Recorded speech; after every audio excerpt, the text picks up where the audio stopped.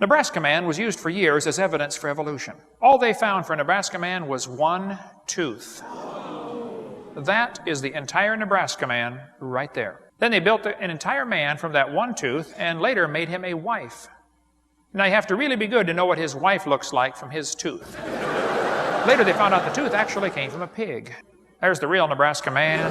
How about Piltdown man? Somebody took a human skull and an ape's jaw, they filed them down and fooled everybody. For 40 years it was in the textbooks as proof for evolution. It was a fraud, exposed as a fraud. 1953. Neanderthal man is still in your textbooks, used in your town here in Knoxville, Tennessee. But it's been proven years ago it cannot possibly be a missing link. Well, they've known from the very beginning it was an old man with arthritis who's slowly going down. He's not coming up at all. One they've got in there now is called Australopithecus afarensis. That was proven wrong in 1973.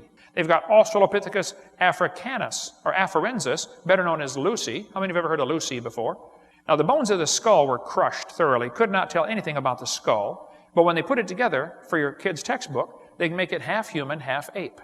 The knee joint that was labeled Lucy's knee was actually found 1.5 miles away and 200 feet deeper.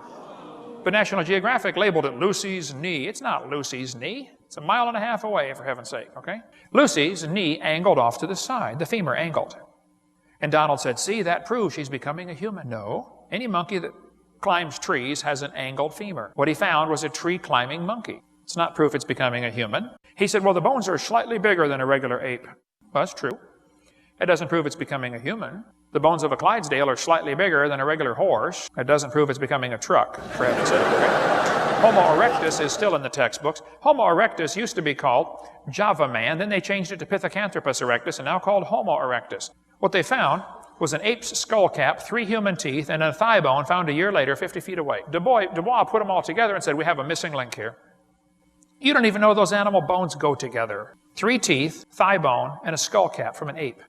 The famous anatomist Virchow said, in my opinion, this creature is an animal, a giant gibbon. In fact, the thigh bone has not the slightest connection with the skull. Du Bois hid the fact that he found 2 human skulls in the same area. He put those under his bed, under the floor. There's no evidence of how man evolved at all. Fossil evidence for evolution for humans is fragmentary. Fossil evidence of chimpanzee evolution is absent altogether. There is no evidence of how chimpanzees evolved.